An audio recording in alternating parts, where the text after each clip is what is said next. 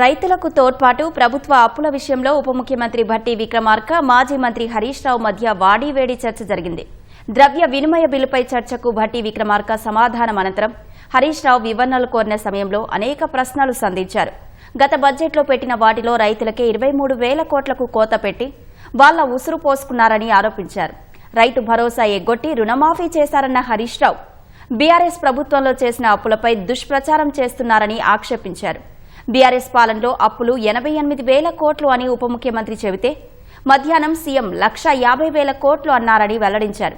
మధ్యలో స్పందించిన మంత్రి జూపల్లి కృష్ణారావు నీటిపారుదల ప్రాజెక్టులు మిషన్ భగీరథ కోసం తీసుకున్న అప్పులు ఎవరు కడతారని ప్రశ్నించారు. హరీష్ రావు వాస్తవాలను ఒప్పుకోవడానికి ఇష్టపడట్లేదని భట్టి విక్రమార్క అన్నారు. సభలో భట్టి విక్రమార్క వద్దకు వెళ్లి మరీ హరీష్ రావు అప్పుల సంబంధిత అంశాలు వివరించారు. సో కాగ్ రిపోర్ట్ ప్రకారంగా బీఆర్ఎస్ ప్రభుత్వ హయాంలో జరిగిన అప్పు వారు కాగులో ఏం చెప్పారు? మొత్తం 5,17,000 కోట్లని కాగ్ రిపోర్ట్ చెప్పింది.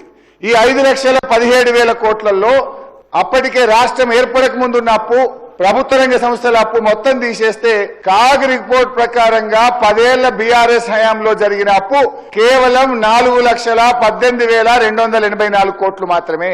ఈ 4,18,284 కోట్లలో ఎఫ్ఆర్బిఎం అప్పు ఉంది, కాళేశ్వరం ఉంది, మిషన్ భగీరథ ఉంది, అన్ని కలిపి 4,18,284 కోట్లు. పోని మొన్న భట్టి గారు ఫామ్ D5 పెట్టినారు. సో భట్టి గారు పెట్టిన బడ్జెట్ ప్రకారంగా చూస్తే కూడా బీఆర్ఎస్ హయాంలో 10 ఏళ్ల హయాంలో జరిగిన అప్పు 4,22,674 కోట్లు. అంటే ఏ రకంగా చూసినా మాది సంవత్సరానికి అప్పు 41,000 నుంచి 42,000 కోట్లు. కానీ ముఖ్యమంత్రి గారే సభలో చెప్పారు, మేము 1,58,000 కోట్ల అప్పు చేసినామని స్వయంగా ముఖ్యమంత్రి గారే చెప్పారు. మొత్తానికైతే సంవత్సరానికి బీఆర్ఎస్ చేసిన అప్పు 41,000 కోట్లు అయితే కాంగ్రెస్ పార్టీ చేసిన అప్పు 1,58,000 కోట్లు. Thank you very much. Harish గారు మాట్లాడుతూ ఎఫ్ఆర్బిఎన్ లో అంటే ఆ నిబంధన కింద తీసుకునే మాత్రమే రాష్ట్ర ప్రభుత్వాల అప్పులు మిగతా కావు అంటున్నారు. అయితే అంటే మీరు ఇరిగేషన్ ప్రాజెక్టుకు తీసుకున్నటువంటి అప్పు, అట్లాగే మిషన్ భగీరథ తీసుకున్న అప్పు, ఆ అప్పు ఎవరు కడతారు అధ్యక్ష? రైతుల నుంచి వసూలు చేసి కడతారా? మంచినీళ్ళు తాగినటువంటి ప్రజల నుంచి వసూలు చేసి కడతారా? అది అప్పు కాదా? అంటే వాస్తవాలు మాట్లాడాలా, నిజాయితీగా మాట్లాడాలా? ఇవన్నీ కూడా అప్పులే కదా. ఈ పక్కకు పెట్టి కార్పొరేషన్ ద్వారా తీసుకునేవన్నీ కూడా మా అప్పులు కాదు, గవర్నమెంట్ అప్పులు కాదు అంటే ఎవరు కడతారు? మరి హరీష్ రావు గారు ఎందుకో వాస్తవాలను ఒప్పుకోవటానికి ఇష్టపడట్లేదు అధ్యక్ష. నేను అదే అంటే మీరు ఒకటి తీసుకొని ఎఫ్ఆర్బిఎం లోన్స్ ని ఆ బడ్జెట్ బారోయింగ్స్ లెక్కేసుకోకుండా మాట్లాడుతూ ఉంటే నేనేం చెప్పాను? మరి నేను ఇదే తొండి వాదన చేస్తాను. నేను చెప్పిందే ఇది కరెక్ట్ అంటే అధ్యక్ష.